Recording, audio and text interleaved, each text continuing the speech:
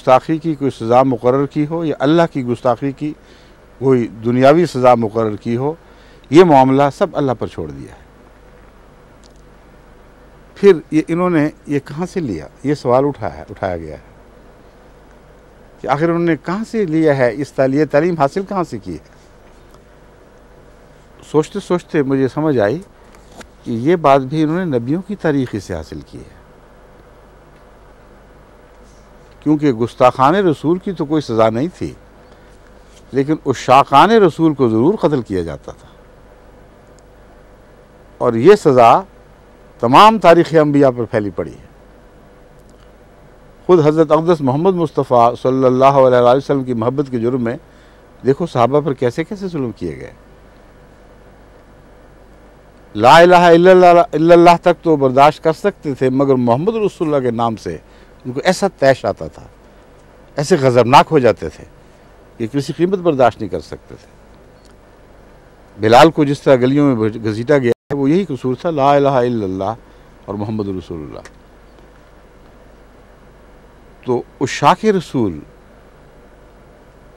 کی عزت اور جان اور اموال محفوظ نہیں تھے، مگر خدا کے پاک لوگوں کے ہاتھوں نہیں، بلکہ خدا اور اس کے رسول اور ان کے مقدس ساتھیوں کے خلاف ان کے دشمن یہ ہتھیار استعمال کیا کرتے تھے۔ چنانچہ مجھے یاد ہے تاریخ اسلام میں ایک بڑا عجیب واقعہ اس ضمن میں درج ہے کہ ایک صحابہ کے گروہ کو جب دشمن نے گھیر لیا اور بعض کو لڑتے لڑتے وہیں اکثر کو شہید کر دیا گیا، بعض کو قید کیا گیا۔ ایک صحابی کو جب قید کے بعد قتل کرنے پر تیار ہوئے تو ایک شخص نے اس وقت اس سے پوچھا کہ اب بتاؤ، اب تم کیا یہ بات پسند نہیں کرو گے کہ تمہاری جان کی خاطر، تمہاری جان بچانے کے بدلے تمہاری جگہ تمہارا رسول محمد رسول اللہ ہوتا اور وہ تمہاری جگہ فدیہ ہو جاتا؟ اس نے پلٹ کر اس شان کے ساتھ، اس جلال کے ساتھ جواب دیا کہ تم کیا باتیں کرتے ہو، خدا کی قسم میں تو یہ بھی برداشت نہیں کر سکتا کہ میری جان کے بدلے میرے پیارے آقا کو مدینے کی گلیوں میں پھرتے ہوئے کانٹا بھی چبھ جائے۔ یہ تھے عشاق رسول جن سے دشمن یہ سلوک کیا کرتا تھا۔ بس جو چاہیں کریں، لیکن حوالے تو درست کریں۔ دنیا کے سامنے اسلام کو کیوں بگاڑ کے پیش کرتے ہیں؟ اپنے نفس کے بغض اور کینے نکالنے ہیں اور اپنی دشمنی کے لیے قتل کے بہانے ڈھونڈنے ہیں، تو میرے آقا و مولا کی تاریخ سے تو آپ کو یہ بہانے نہیں ملیں گے، انبیاء کی تاریخ سے تو آپ کو یہ بہانے نہیں ملیں گے۔ ابو جہل کی تاریخ سے بے شک بہانے تلاش کیجئے، بہت مل جائیں گے۔ نمرود کی تاریخ سے آپ کو بہت بہانے مل جائیں گے، فرعون کی تاریخ سے آپ کو بہت بہانے مل جائیں گے، مگر نہ محمد صلی اللہ علیہ وآلہ وسلم کی تاریخ سے ملیں گے، نہ موسیٰ کی تاریخ سے، نہ ابراہیم کی تاریخ سے۔ بس جو کچھ انہوں نے ڈھونڈا ہے، مجھے علم ہے کہ کہاں سے ڈھونڈا ہے، سارا قرآن اس پر گواہ کھڑا ہے کہ کہاں سے انہوں نے یہ عذر تلاش کیے ہیں۔ لیکن میری التجا یہ ہے کہ خدا کے واسطے اللہ اور رسول کو بدنام نہ کریں، اسلام کی پاکیزہ اور عظیم تعلیم کا حوالہ مت دیں، حوالے ان کے دیں جن کے یہ کردار تھے، جن کا یہ اسلوب تھا، جو اس اسلوب کے ساتھ ہمیشہ رہے، اور پھر اسی اسلوب کے ساتھ خدا کی تقدیر سے مٹا دیے گئے اور صفحہ ہستی سے نابود کر دیے گئے۔ بس تم کیوں اپنے مٹنے اور اپنی نابودی کے سامان کرتے ہو؟ اللہ سے ڈرو، اسلام کی پاک تاریخ کو نہ بگاڑو، کیونکہ تقوی شعاری سے کام لیتے ہوئے تمہارا فرض ہے اسلام کی طرف منسوب ہوتے ہو، اس لیے تمہارا فرض ہے۔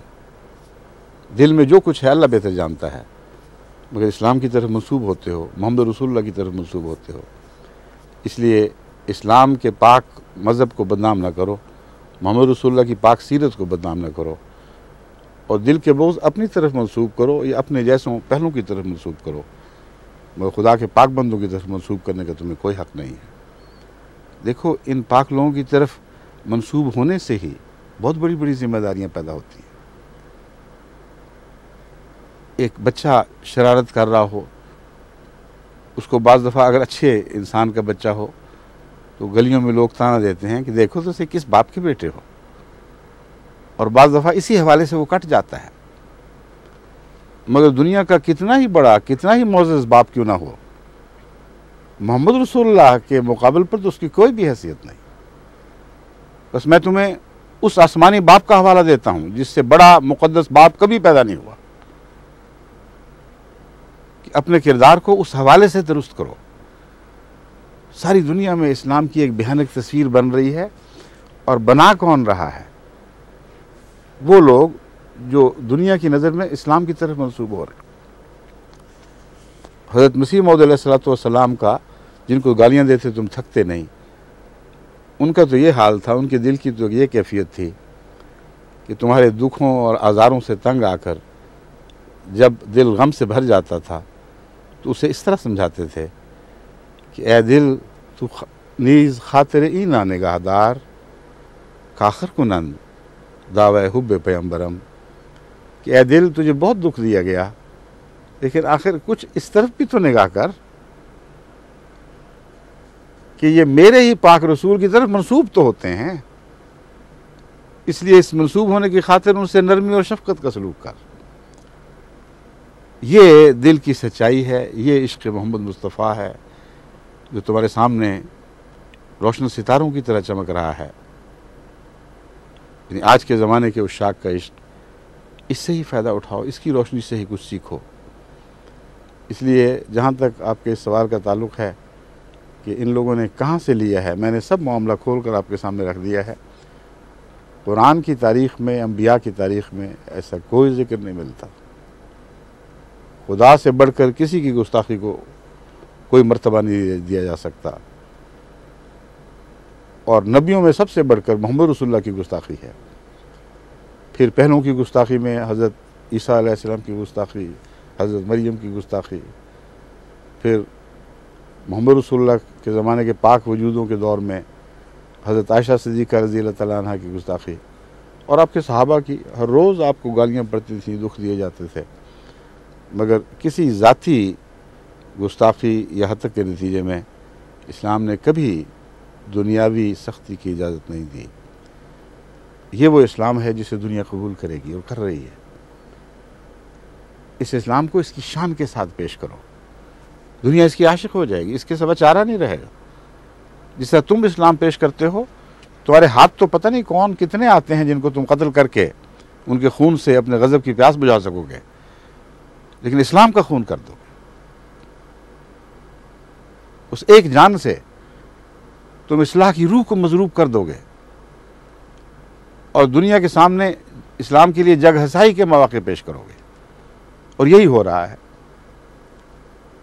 جہاں تک اصلی نیت اور کنوں کا تعلق ہے، امر واقعہ یہ ہے کہ یہ لوگ جانتے ہیں، ان کی مجالس میں یہ فیصلے ہوئے ہیں کہ یہ قانون در حقیقت عشاق رسول حضرت محمد مصطفیٰ صلی اللہ علیہ وسلم کے سچے پاک باز جانثار عشاق یعنی احمدیوں کے لیے بنایا جا رہا ہے۔